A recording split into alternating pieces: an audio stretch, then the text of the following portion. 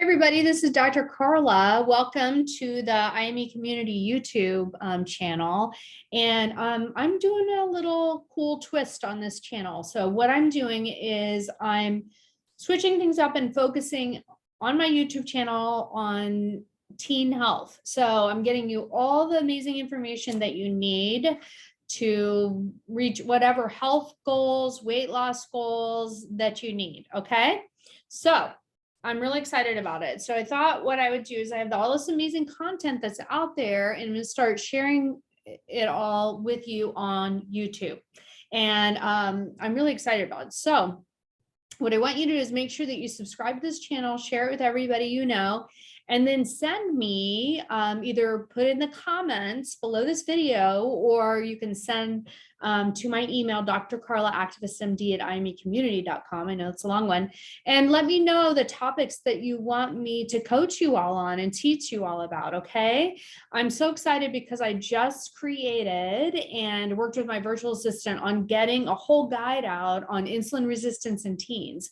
You may not have even heard of insulin resistance, but it's a really important topic. And I think that, and ties into what I'm going to be talking about today, which is my 5 reasons why I believe you should reject dieting. Okay. So rejecting dieting doesn't mean that you have to give up on your health goals, or maybe you even have a weight loss goal. And by the way, like, it's fine to want to lose weight. It's fine to not want to lose weight. It's fine to stay where you are, fully love and accept yourself no matter what. It's fine to also accept that you want to make some changes. It doesn't matter. You get to get what you want, but your reasons for taking action on any goal in life are really important. And it really needs to come from a place of self-love, superpower, which I talk about all the time, full self-acceptance, and a place where you have all the knowledge so that you have that power to make a choice and decision of how you're going to move forward and take your action on a goal. Also, I want you to get on my website, imecommunity.com, and make sure that you click on the Cut the Cringe conversation script. Tell your parents about it. If you're a parent listening, I've written a whole healthy conversation script guide for how you can talk to your teen about health and weight. These are really difficult topics. Us as parents, us as doctors, those of us, if you're a pediatrician or a doctor listening, we haven't gotten it right. We haven't really helped to support parents or teens on this issue. And we look at the data, we look at pandemic weight gain, we look at the mental health crisis that we're facing, and nothing's really working. So we need to start being helpful. We need to change the way we're doing it. And my approach is a complete rejection of diet culture and thinking and all of its harms, because I think that's what's caused so much harm and has not been helpful to us to improve our health. I mean, it's really not hard, but it's really hard in our society to challenge beliefs that are out there, especially those diet culture and thinking beliefs, and thinking, oh, if I give this up, then I'm never going to be able to. Oh, by the way, here's my self-love superpower, little heart. Isn't so cute? If I give it up, then I'm never going to be able to reach my goals. And I really encourage you to just be open, and I'm going to give you my 5 major reasons of why you should completely reject dieting, diet thinking, and why I think you should cancel diet culture from your life. And you may be able to also put in the comments a whole host of other reasons, because these are just the 5 that I thought of off the top of my head. Okay. All right. So keep in mind too, that I'm a pediatrician. I'm an obesity medicine board certified doctor, and I've gone through my own weight loss journey. I'm a life and weight coach, and I coach parents and teens, but people of all ages. But I'm not your doctor, okay? So I want you to, if you have questions about your health, make sure that you reach out to your doctor and you work with your doctor, okay? And I hope you have a good doctor. And by the way, I have my Do Not Weigh Me cards. Let me find one. Oh, awesome. So if you want one, let me know. You can let me know in the comments. And if you're working with a doctor, they will have no problem with this. Oh, these are in Spanish, which is cool. These are in Spanish. So it says, do not weigh me. unless it is really medically necessary. And then it goes to the reasons why. And these are really awesome cards. Everybody loves them. These are my IME community do not weigh me cards. So you can get it in Spanish. You can take it to your doctor. You can take it to your school. And I also have it in English, obviously. And I wish I spoke Spanish. I have some funny stories about that when I tried in my practice, and the mom was laughing at me. Anyway, it's really funny. Okay, let me share my screen. Share screen. Ba, ba, ba. Okay. All right, so we're back, and here's my first slide. So why you should reject dieting. And like I said, these are just the 5 reasons that I came up with off the top of my head. And, you know, I'm telling you, like, I've been working on this issue for almost 2 decades, and I've gone through my own weight loss journey.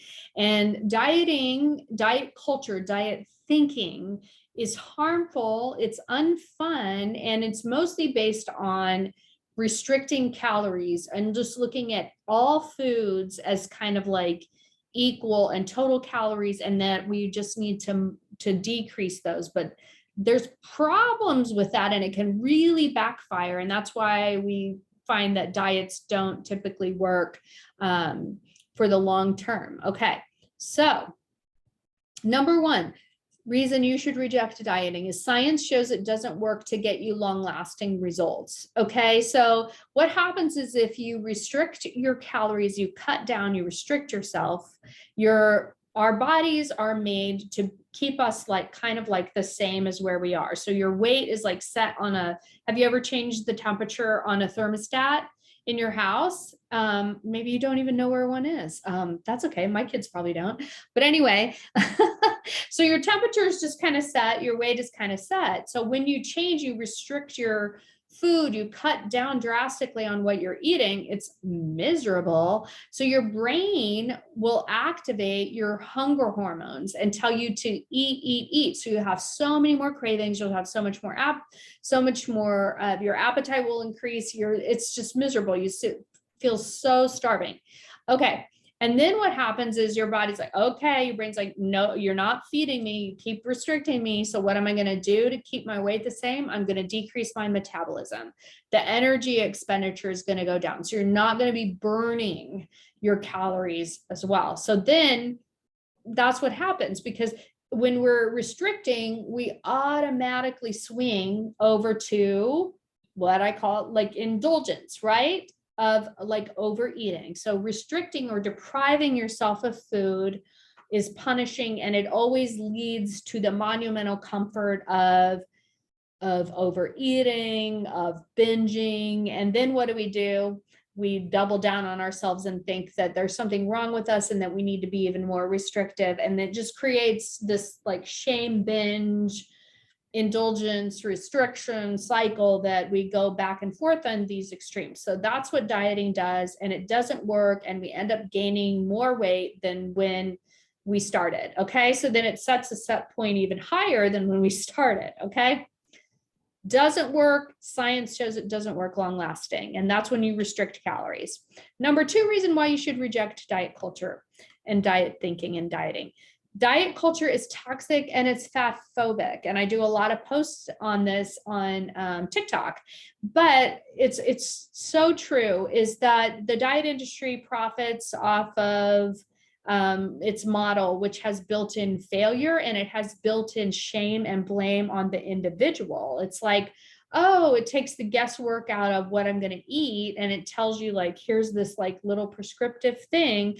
And then while you're on it, oh, maybe it works for short term, and then you go off of it, which we always do, or it ends.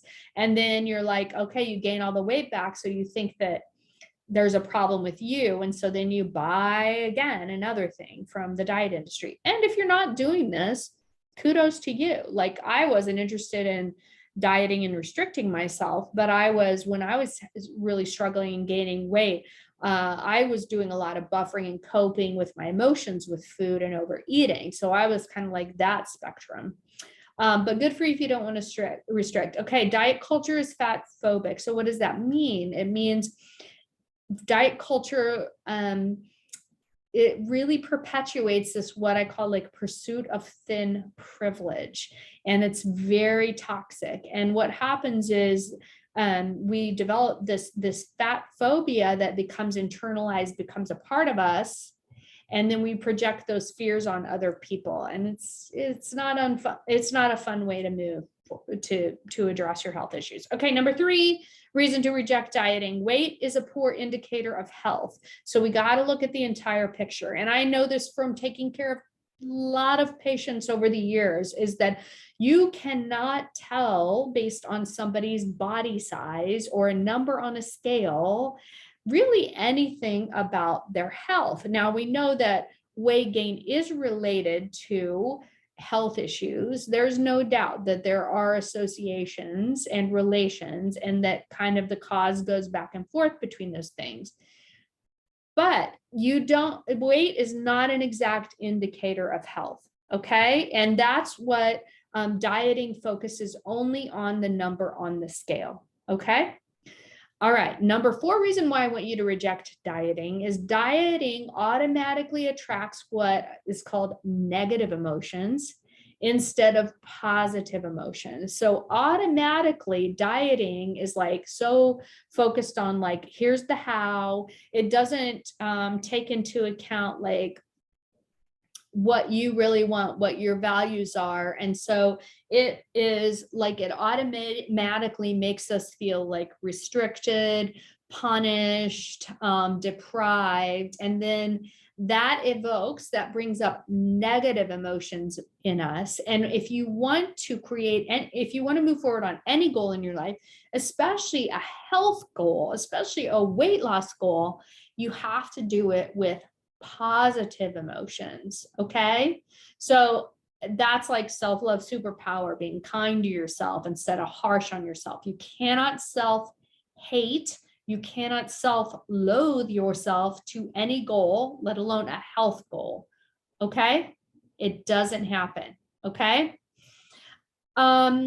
The last reason, these aren't in any order. These again are the top 5 that I came up with. 5th reason to reject dieting is it creates a cycle of restriction and indulgence, which we talked about already a lot. So you're being deprived, you're restricting, and then what is your brain going to do? It's going to tell you to eat. And then you're going to feel the monumental comfort and relief and dopamine and all the feel-good hormones and neurotransmitters that are going to be released when you overeat the foods that are bad foods that you're restricting yourself from. Okay. And that's the opposite of what we want, because what we want is the ability to eat intuitively, so that we respond to our hunger. We honor our hunger cues and honor our fullness cues, and that we eat food that serves our body, that's fuel that we really enjoy and is a big part of our life, but we get joy from our life, from the moments of our life. Okay, so that's another video I'll do when we talk about what do you want your relationship with food to be like, so you can start thinking about that. But I want you to share in the comments. I want you to subscribe to my channel, and I want you to start telling me all the reasons why you think that we all should reject dieting. All right. Thanks for joining me, and I'll see you in the next video where I'm going to be talking about insulin resistance in teens. All right. Bye-bye.